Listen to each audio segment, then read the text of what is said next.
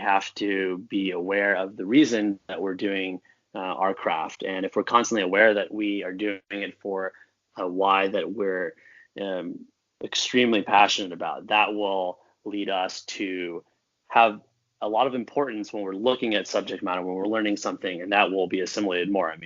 Hi, folks. Welcome to the Emergency Mind podcast. I'm Dan Dworkis, and this is a space where we bring together lessons from the emergency department and beyond about performing when it matters the most and applying knowledge under pressure.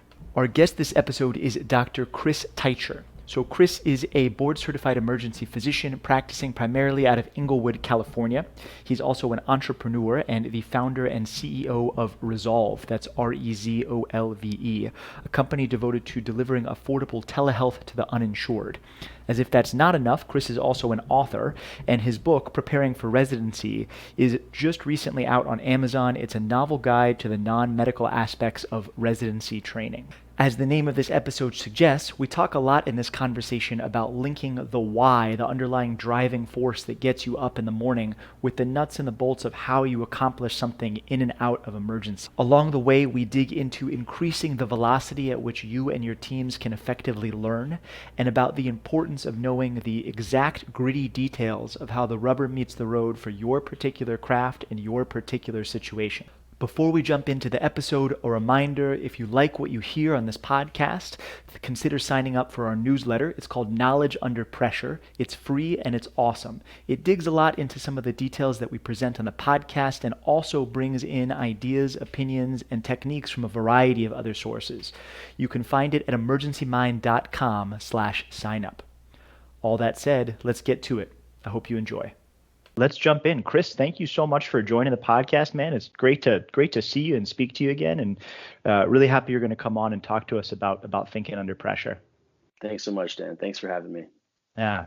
So we worked together back in Boston when we were both in residency. Yeah. And I want to sort of start by taking us back in time a little bit. You had a really interesting path to get to emergency medicine, which involved a bunch of stuff, including training and a couple of other medical disciplines. And I'm wondering if we can start with that. So tell me, when did you first start getting interested in emergencies in general and in performing under pressure? So when I was in college, I think like a lot of people didn't really know what I wanted to do. So I did a lot of odd jobs. I was tutoring. I tutored some chemistry. I landscaped. I catered, events. I ended up shadowing in an ER because I did like science along the way. And when I shadowed an ER doctor, a guy by the name of Brad Whaley up in Santa Cruz, it was a really powerful experience because I got to watch somebody who had a room full of relatively panicky people, nursing, but certainly the patients. And there was one case in particular where there was a patient who was in dire straits, and he was able to kind of stay calm under a pressured situation and deliberate and make decisions that ultimately saved this guy's life. And seeing that was enough. I thought there was no better job in the world at that time, and sort of set out at that point to do ER. And of course, I kind of went full circle. I got away from ER specialty, and I think I was going into interventional neuroradiology. I was in New York, and then realized that's not the greatest path for me, as my personality kind of likes a little bit more fast-paced and a little more off time. So the ER life was better for me in the end. And you went through as I recall, about a year of training in internal medicine and neurology. Is that right? Well, just a year of internal med, and I was beginning the neurology track to go through the medical track to get to the procedural stuff, and finished a year of internal medicine at Montefiore, at Einstein College of Medicine's hospital in the Bronx, Montefiore.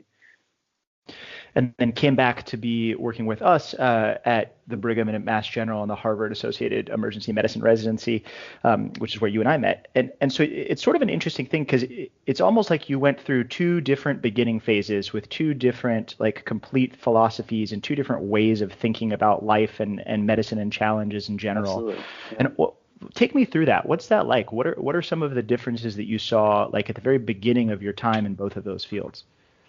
It's a really good question. I haven't thought about that too much in a while, but it's so true that they're night and day. It's a completely different existence. I mean, it was a very tough year, like it is for every intern. Being an internal medicine resident, you're going through grueling hours. It's very stressful. It's a very steep learning curve, and you do get under some pressured situations. There are some life and death situations, but they're few and far between. They're pretty rare. you do have a lot of backup as a trainee. It's, you're managing a lot of chronic problems. You're managing blood pressure and constipation, and the stress more has to do with just getting through the hours. And I think like I was doing 100-hour work weeks, like just straight through the year. So that was grueling. And then switching over to Hamer at Mass General, I mean, that was, it was a really great experience for me. When you were going through your original training in medicine, how conscious were you of sort of the model of learning in that way? And I guess what I mean by that is Sure. one of the themes that we come to quite a bit in this podcast is that there's the knowledge you have to learn, and then you have to actually learn how to be adaptive and continuing to grow over the course of your career. And I think that that's more or less sort of conscious at some points in all of our trainings, right? Sometimes we're focused just on knowledge acquisition, like here's how to do this, here's how to do this, here's the dose of this. And sometimes we're focused more on sort of learning how to learn and learning how to actually perform our skills. So what was that like when you were doing the original medicine training? Was there a balance in there? Did you get both? Did you get one? That's a good question. I can't really speak to like the pedagogy of that field or that program because it's been a while. I mean, it didn't seem to me like there was much of a system. It just seemed kind of like, you learn as you go along the way. The one thing I will say about, the learning how to learn and just in terms of knowledge acquisition versus like a procedure to be effective with applying knowledge. I mean, in the Hamer program at Mass Gen, I had to basically figure out a whole another way of practicing, which had a lot to do with just modeling the people that seemed to know what they were doing in a way. So I don't know how much that was conveyed or like pointed out and laid out as a clear path, but I think the thing that was really helpful to me was just looking at like you were one of my seniors, the people that seemed to be most coherent and effective and were leading the team effectively, calmly, efficiently, the people that were doing that, watching them work, seeing the things that worked and didn't work, and then paying attention to those that, struggled a little bit, what seemed to get them flustered, that helped a little bit too.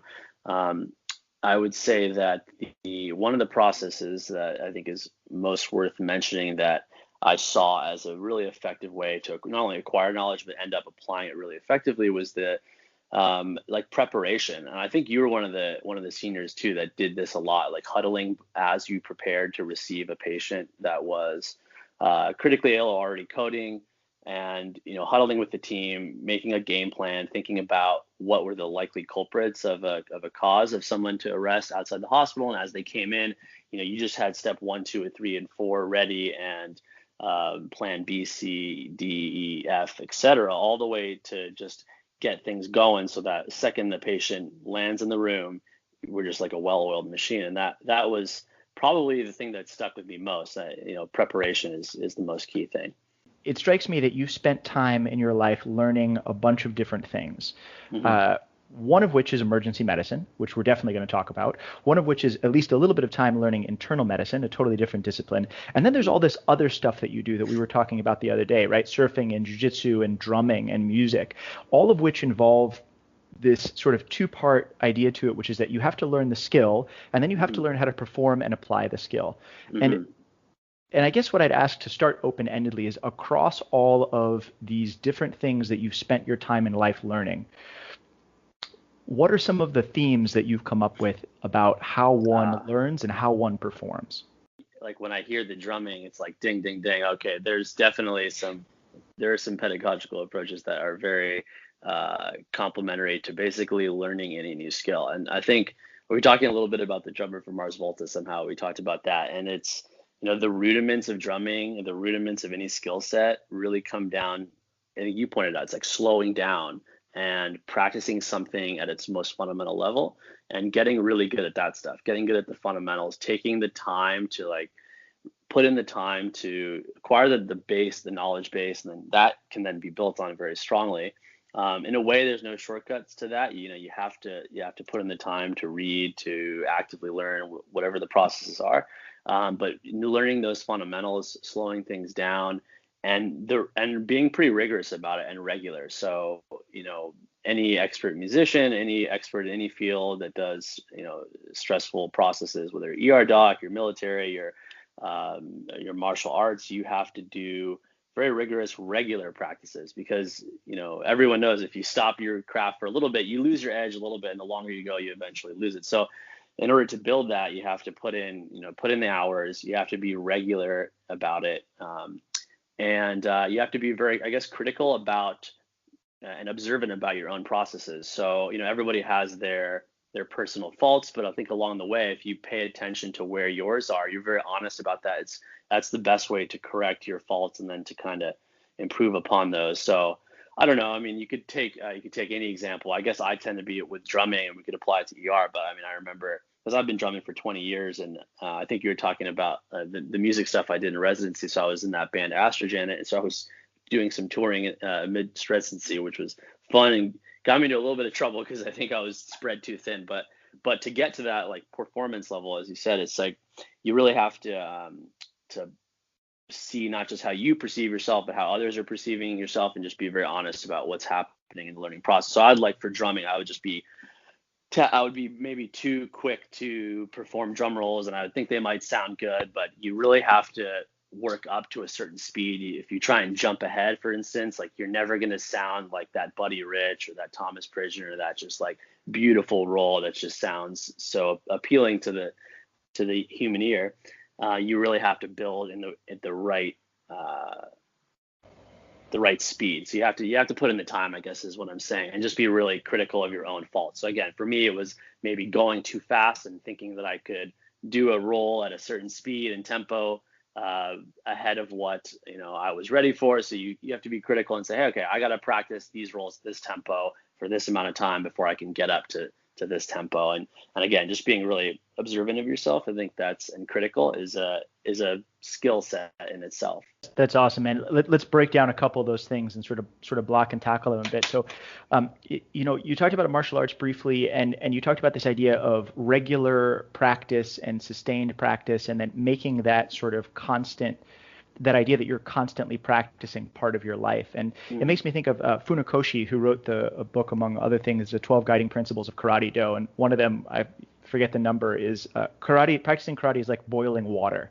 You have to keep adding heat to the fire, otherwise the water stops boiling, right? And I think the same is true of being an expert in a field, and particularly in fields that are high pressure, which is that you don't just get to a point and then you're an expert and then you're done. You have to continually practice and hammer and sharpen your craft over and over again. That's very obvious and true when you're a beginner, when you're a junior, and that's, I think, no less true when you are farther along, which is that we're all continuing to grow and learn. There's a great, really interesting group out there, the Mission Critical Teams Institute, that does a podcast called Teamcast that I was just listening to this morning, that was talking about that, the idea that being adaptive, being flexible under pressure is the mark of a true expert, and that expertise continues to grow over time.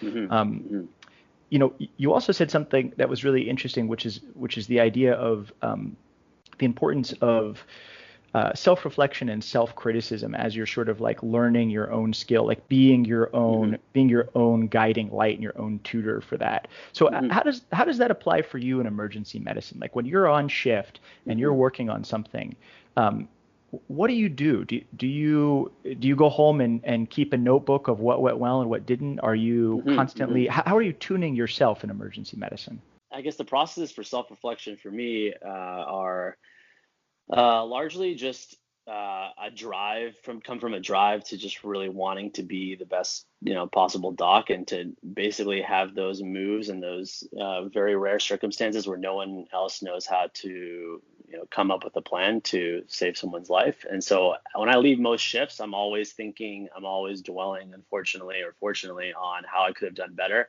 So like as I'm falling asleep, I'm honestly going through in my mind, like just like last night, actually, I'm thinking about how that case could have gone better. How could we have prepared more? What could we have done differently? A brief of it is that it was a lady with a tracheectomy a while back, and she has a tracheal stent, so a Y stent. So none of her trachea is left, basically, except she has vocal folds and cords that go to this Y stent. And she came in with stridor, like acute stridor, and ended up intubating her. And she had a mass at her vocal folds, and it was just a wild airway. It was a very close call. We were able to get a bougie and a 6.5 ET tube through. But the bottom line is, I was thinking about that case all night and all morning, and I think the more that you live for those moments, I think the more that you love your craft, whether it's martial arts or emergency medicine, the more that you really live for those moments, the more that you want to constantly critique it, analyze it, improve upon it. So that comes a little bit from drive and maybe like an obsessive kind of personality or mindset. But you can certainly just be rigorous about it and come up with, like you said, like a notebook. You can come up with strategies that will improve upon every situation. Like I mentioned the debriefs, but post huddles are also really effective. So just like getting the team together after a challenging situation in any field, and you just talk to the team and say like, hey, what could we have done better? But really create an environment where people really feel like they can talk about. Then discuss it as much as possible. And then things like the content, you can go and pull up a textbook, pull up videos and multiple strategy into difficult airways or whatever the challenging situation is, and just get yourself super versed on it. Handling the equipment, just get as immersed and as active in the learning process related to whatever process that was. That's all, I think, all helpful. When you sit down at the end of a musical performance and you go back and you look at how you did that night, and you look at yourself as a drummer, and you say, hey, here's what I did, here's what I could be better at, here's what I'm going to do tomorrow. Are you using the same tools that you do when you get home from a shift in the ER? Like, are there reusable tools that work in both silos, or are you inventing entirely different frameworks to evaluate yourself under? That's a really good question. I'm not sure that I have enough introspection on those parallels. I mean, it's a really good question. I don't know if it's the same. There's definitely that like obsessive personality, wanting to improve, wanting to critique, being harsh on myself, and then hitting it the day after in terms of trying to improve, wanting kind of to be the best in those fields, and just loving the outcomes of having the skill set. So like being able to improvise, on set, or not on set, but on stage and when performing, that's a great feeling. And like wanting to be able to do that naturally, that drive in itself will get you to kind of hit the studio and practice rudiments more. But I'm not sure. I have to actually think about that some more. Yeah. So there's this idea that like whatever skill you're doing, as you put it, you have to practice the sub-steps of it. You have to learn the components and then start applying those components over and over again until you can get to the point where you're improving. And I think it's really fascinating to look at this idea of like how are we figuring out how to get better? Because I'm not a musician, but there's time when you're spent taking lessons where there's somebody else really guiding you. And there's times when you're spending in solo practice where you're trying to perfect your own craft. And that's very similar to the way that we learn in emergency medicine and that we function in emergencies in general, which is that sometimes we're working with people. We're working in residency. We have dedicated training. But the majority of the time that it takes to actually continue to get better and grow is really on our own shoulders, right? So like as an ER doctor, I have to figure out how to get better. And I have to figure out how to keep getting better. And especially now that I'm a professor of emergency medicine, I have to figure out how to get better and how to teach people how to get better. Right. And I think that there's some natural parallels in here, which is why I was asking that question, because I'm not sure what the answer is, right? I think that there are probably some reusable things in terms of how does one get better at things in general, and some unique things to emergency medicine. And maybe this is a good time to sort of shift gears into a little bit, because you just wrote this book, right? Which, congratulations, by the way, that's like super, super cool. And you wrote this book about like how people should get ready for residency, which in some ways is a question of like, how do people get ready to learn a new skill? As we're thinking about this in the context of how do we get better, like what can you tell me about how people can get set up to learn as much as possible, and how people can set themselves up to succeed as a learner when they do have that guidance? Making sure that you're enjoying the process, that you're reminding yourself of why you're doing what you're doing, and just staying it's just like having that why, it's that constant message that great leaders are talking about, but it's trite for a reason, that it's so true, that we have to be aware of the reason that we're doing our craft. And if we're constantly aware that we are doing it for a why that we're um, extremely passionate about, that will lead us to have a lot of importance when we're looking at subject matter, when we're learning something, and that will be assimilated more. I mean, if you're reading something and you're looking at it like, this is the most important thing I've ever seen, I need to know this, and I need to know it now, that will be helpful in a way. I think that the other most important strategy that not only trainees but leaders like ourselves, faculty, anybody that's trying to get a group together to improve upon their skill sets, do as much mental exercises that are independent of your mental crutches. So you want to think about ways that you're not going to rely on the help of your superior attending. You want to run the case, decide how you're going to treat this patient without any outside help, basically. That will get you to be able to make independent decisions. And then you can check yourself against whatever the advice is or whatever the help is. But the more, again, you kind of try and separate yourself from mental crutches along the way.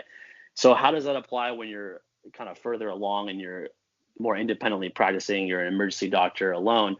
Well, I think that you have to kind of take it a step further. You're not just thinking about how you would handle the case if you were in the middle of nowhere and you didn't have a surgery consultant or a specialist consultant, but you think about how would I handle this if I didn't have the nurse? How would I handle this if I didn't have some staff to put together this instrument for me? You want to know, like last night, for example, I needed a bronchoscope. Well, nobody knows how to put together the bronchoscope. Okay, that's fine, but I'm lucky that I've had to mentally put that together, because in the old facility at Mass Gen, they just bring you the bronchoscope all set up, right? But if you have to put it together for yourself, then you've gone through those mental exercises and you're a little bit more prepared. We talked about the importance of having an understanding of what your why is, what is the reason that you're showing up for the shift in the morning. And what is that for you? Do you have like a personal mission statement? Is this sort of like what is it that gets you up and gets you into the shift in the morning, and how much does that play into your day-to-day cases? I mean, the why for me is to lead the team towards saving lives. It's helping the team get together and function efficiently to really get people better, to make sure that if somebody's dying, we give them the best possible chance of surviving that outcome. That's really what it comes down to. You just wrote this really interesting book about sort of preparing for residency and how people can get ready to be learners. So what's your advice to them in that context when they're trying to figure out their own why and how to bring that into their shifts? Everyone in any form of training needs to be really certain of the reasons that they're going into their career. It can't be for anything but that they love the work. There's something that drives them to the work in itself, the day to day. What they're actually doing is something that they love to do day in day out. You're not going to love everything about the process, but it can't be to get the approval of mom and dad. It can't be for social currency. It can't be for a very comfortable and secure life. I think you really have to have a why that's kind of completely separate and different from that. That mission has to be, I guess, more pure in a way. So let's shift gears slightly and talk, we talked a little bit about sort of like what it was like for you coming up in emergency medicine and how you started to learn about performance under pressure. And I want to shift gears a little bit to what you're doing now. When you walk into this chaotic environment and you're about to face this serious challenge with limited resources where you're going to have to work hard to apply the knowledge that you spent so much time gaining, what are your strategies for keeping your head on your shoulders when the system sometimes gets in your way? And I ask that because no system is perfect, and all of us that function in emergencies, sometimes we have systems that support us, and sometimes we feel like we're grinding uphill against a frictionful surface. So what do you do when you feel like it's the system actually getting in your way, and how do you circumvent that to still deliver your knowledge? That's a good question. It sounds silly in a way. It's really just stay calm. It's really because I think a lot of us, and I can just speak for myself for certain on this, is I have a tendency sometimes to want to complain about what I used to have or what's available other places. And I actually, one of the pieces of advice that I received from one of our attendings back at Brigham, she just said, never say like, oh, well, we had that at Harvard, or we had that at Brigham, or we had that here or there. Like, it's different somewhere else, because that's a very, not only is it pompous and annoying, but it's not going to help you, and it's not a reality. So I guess at times, being frustrated, and I was able to pull the reins back and certainly not complain outwardly, but cognitively and mentally just not get frustrated that, oh, well, it's done differently somewhere else. We have all these great resources somewhere else, because too bad. You're not going to be able to change that, at least on shift. So the idea of just staying calm, not longing for what you don't have, and just making the most making the most of the resources that you have, which in part is learning about everything you can in the department and associated departments, so that you can optimize the resources that are there, that you might not be in that room or in that department, but you might be able to go to the OB department and borrow some equipment. You might be able to go to the GI department and borrow their scopes. So just learning the department really well, knowing to the T, what's available. Because a lot of the most seasoned people in that department might not know everything about what's there and what's available. So you really have to take it upon yourself to look everywhere for what is available. And if you spend that time, then you can optimize what you do have in terms of like physical resources and equipment, for one. That's great advice. And I think that when you start at a new place, being humble, being open, and being ready to learn is crucially important, no matter where you came from and no matter what happened before that. And that idea that like you are ultimately responsible for your team, therefore whatever is around you, you also are responsible for learning and understanding. And there's a lot of links there to the really awesome book by Jocko Willink, Extreme Ownership, where he talks about, among other things, this idea that no matter what situation you are handed, it is your job to deploy your knowledge in that situation. So therefore, you need to go in and learn as much as possible. That's certainly true for folks as they're starting residency training or anywhere in their process as well. It might not make sense. It might not be what you're used to. It might not be immediately obvious. And still, you need to dig in and learn. You also need to dig in and learn, not just in your own chosen field, but in everything sort of immediately adjacent to that, right? You want to solve problems all around you whenever you see them. And I think that sort of open spirit of like, hey, I'm just going to, can't fix everything, but we're going to help this patient and sort of fix all the things around the patient as much as possible is really clutch. What about when you run into situations which are more interpersonal driven, right? Which are more sort of team building or more sort of driven by personality, maybe personality related barriers to actually applying your knowledge. What are the strategies you deployed then? So yeah, team building. I mean, that's half the battle. I mean, it's the interpersonal struggles are most of what makes medicine hard in a way. I mean, in a lot of ways, the medicine's simple. It's algorithmic. There's only so many treatments for so many problems. And yeah, so that's a huge topic, and that's what I spent half of this book talking about. And a lot of the strategies seem very simple, but it's we're all human, so the personal stuff can get in the way very easily. And a lot of it comes down to just playing nicely in the sandbox and just being aware that you're not trying to take credit. You're not trying to be the victor. You're not trying to look like the leader. But if you're trying to make the team feel positive, feel valued, feel listened to, feel like they're part of the team, all these things ultimately make you the leader. So you want to make everyone feel included. You want to make everyone feel good, even if they're learning, even if they make a mistake. You want to just remind them like, hey, look, failure is a part of the learning process. And it strikes me that goes back to what we were talking about earlier about understanding your why, right? So if your why is to deliver the best possible care to the patient, that's why you got up in the morning. And you know that doing that requires working in this system and working with this team. Then part of your why, part of actually answering the call of you being alive that day is learning how to function within your system and learning how to make your team the best possible thing you can come up with. And that takes on this extra power and this extra sort of aura around it, right? To say like, it's not just, I want to get along with these people, but this is what we have in Hmm. order to deliver the best care possible. And so this is what it takes for me to answer the why am I alive today? So what does that look like for you? I mean, do you have, when you start a shift, what do you do? What's your ritual to start a shift with your team? Or what's your ritual when things go bad to like Sure. regroup?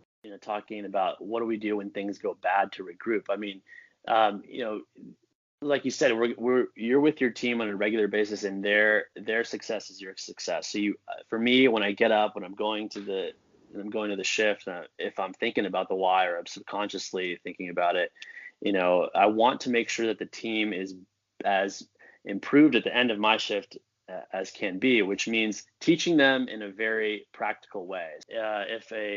If staff or colleague makes an error, or something happens that ultimately leads to a bad outcome, and it's not necessarily an error, but something bad happens, I think a reminder to that team member that this is part of what happens despite our best efforts. Just backing them up, just being a buddy for that moment. Just thinking, if you're in those shoes, how would you want to be talked to? You just want to be reminded that this is part of the process. You want to convey that it's okay to feel kind of down. Remind them, maybe share that you've been there. If they need time to vent, you give them that time. If they want to talk in private, it's nice to give that opportunity, just to say, hey, look, talk. If you want to email me to set up a time to just like vent and talk about that process, that work. I think if you feel that you made an error and you're kind of feeling down, you're not sure how to learn, I think, again, the huddle or the debrief, where you pull everyone that was involved in the case and you just have a frank discussion. And sometimes it's nice if you don't lead the discussion, because then you can kind of, especially if you're the one who may have made an error and you're worried about your own biases, it's nice to have someone else give a summary of the case and have them take the lead. I think that's a helpful process. Again, yeah, getting feedback, having open lines of communication. That's quite helpful. And what's your advice maybe to somebody who's just starting out in their career? So again, somebody that might be reading your book as they're starting to get into residency, and they encounter a case where something went sideways, either within their sphere of command or not. What's your advice Hmm. to them on sort of leading from below when that happens? Like if Fair I'm enough. not the head of the Yeah. team, how do I encourage creation of a culture that allows us to reset ourselves? Understand that failure is part of the process. And you want to feel some weight when you fail, because if you don't feel that there is some gravity in that failure, if you don't care about it, you're not going to learn from it. You're not going to take the necessary steps to learn something more, to improve your knowledge base, to correct that so the next time it doesn't happen. You have to have some sense of weight, but you also can't let that weight be so heavy that you got a backpack of stones and you're like, you're trudging along. You have to be able to move agilely in the learning process. So in order to do that, again, it's striking the balance between knowing that failures are going to happen, and really that those are the keys to successes, because memory consolidation, knowledge consolidation is best in those moments. But also because you don't know what you don't know until it happens. So you kind of want to put yourself in situations that are novel, that are different, that are scary, so that you can have quote unquote failures, as long as you're learning something from them in a way they're not failures. Get into the spaces where things don't always go right, and then Right. start learning from that edge. So there's this uh, sports coach and performance expert, Dave Alred, who wrote this book called The Pressure Principle, that refers to that sort of thing you're describing. He calls it the ugly zone. He says, get into Right. the ugly zone, because it's the zone where your skills are really tested, you're put at the edge of your ability, and your performance isn't always beautiful. Sometimes it's ugly. And the more time we voluntarily spend in the ugly zone, the better we're prepared for the times when we get pulled in a direction and it's just us and the universe trying to duke it out. And I think that's really incredible advice. So Yeah. I guess I'll turn that around to you. So what are Sure. you working on learning yourself right now? Just departmental awareness. So I kind of mentioned that, looking at what resources we have in that hospital and just kind of being a master of that, in terms of what specialists are available, what equipment lives where. I mean, like, specifically where in what cabinet, because nobody's going to find it for you on the day that tech or that person that knows how to get there isn't there. So you just I'm trying to basically really learned that hospital like the back of my hand. So that's been big for me. I kind of want to be a leader in that respect. So if anybody needs to know where it is, I can help them. Get into a space and know where everything is. Just know where your Totally. equipment is, and know where your backup equipment is, and know how to open the doors that are standing between you and that backup equipment. And this isn't